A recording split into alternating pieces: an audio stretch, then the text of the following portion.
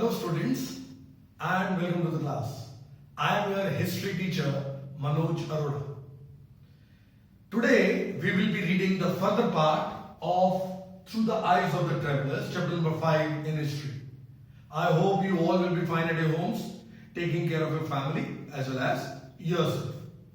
Last time I told you that we will be studying about 3 different travelers. Out of them, 2 were taught last time. I taught you about Al-Biruni and I taught you about Ibn Battuta. Now the third one left was Francois Bernier. He came to India somewhere in the 17th century and he was a European. Before I go on, I want to discuss the names of some other Europeans those who had come to India in different times. Roberto Nobili. He was the person who had translated many of the Indian works into the European languages. Duarte Barbosa, he had written about the trade and the conditions, especially of South India. Tavernier, he was a French jeweler. He had come to India at least 6 times and he was very much fascinated by the trade conditions in India. And he compared these trade conditions with Iran and the Ottoman Empire. Manichi, he once when he came to India, never returned back to Europe. This much fascinated people were from all over the world, and especially the Europeans. Now, if I talk about Bernier, he was a doctor, philosopher and a historian.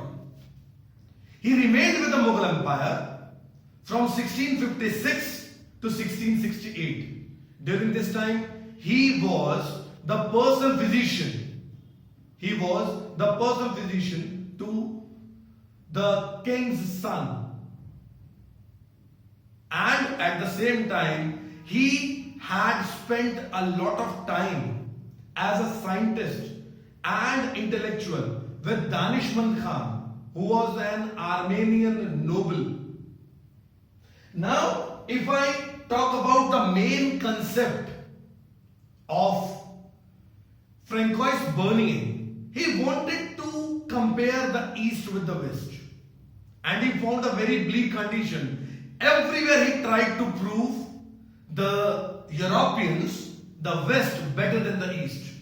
Whether he talked about the cities, whether he talked about the conditions of trade, whether he talks about agriculture, whether he talked about the condition of women or anything, you would see he always tried to degrade India.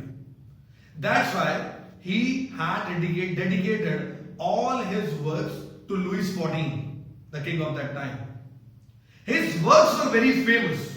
If I talk about the works published, Dutch, English, German, then Italian and French. In French, from 1670 to 1725, these works were published and reprinted 8 times. The opposite of E is 3. In English, it was done 3 times.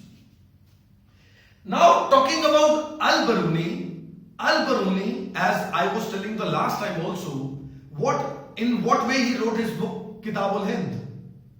He started with a question, then he would write what is given in the Indian Sanskrit text, then he would compare it with the other countries. Now I would give you the example of this. This is given in the book. Now see, Al-Biruni firstly saw that there were certain barriers.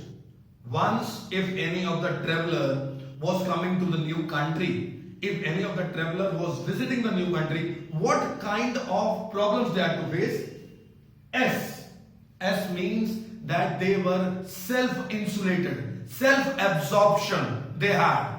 That means the people of that country did not want to mix with the travelers. Then the ideas and concepts of those people were not very much easily understood. The traveler belonging to some other country, these people belonging to some other country, it was not easy to understand their ideas and concepts. R means the religious beliefs. It was not easy even to understand their religious beliefs also. and L is the language. It was not easy to understand their language as Al-Biruni had to learn Sanskrit first. He had to learn Sanskrit from the Brahmanas. But he was so fascinated with the Indian culture that he did this also. He depended upon Vedas, Bhagavad Gita, the works of Patanjali and Manusmriti. Many places you would see that he had taken the excerpts, the quotes, the paras from these religious scriptures and had mentioned in his book. Now, if I talk about the description of caste, what example I was giving you, how did he come to know about the caste system? Of course, from our literature. So he had written about the caste system. Once he had come to know about the caste system, he wrote about India, but at the same time he told that it was not unique to India. He had tried to find the parallels in other parts of the world, and he wrote that even the caste system prevailed in Persia also. They had knights and princes, peasants and artisans, monks, fire priests and lawyers, physicians, astronomers and the scientists. According to him, social division was not unique to India. But what he opposed was the social pollution, the caste pollution. According to him, the caste pollution was against the law of nature. According to him, as the sun purifies the air, the salt in the sea didn't let or doesn't let the water to get polluted. The sea water doesn't get polluted because of the salt. He says that nature has its own mechanism to clean itself. So why caste pollution? Caste was not created by God. He also questioned the supremacy of the Brahmanas. He disapproved the notion of the pollution. Social pollution was against nature law. The social system was not rigid. He had also written that the social system was not rigid. Means, for example, the Antyaj, those who had to live outside the village, they were not considered as a part of the society. They were not considered as a part of the social system. But at the same time, they were very much important in the economic network.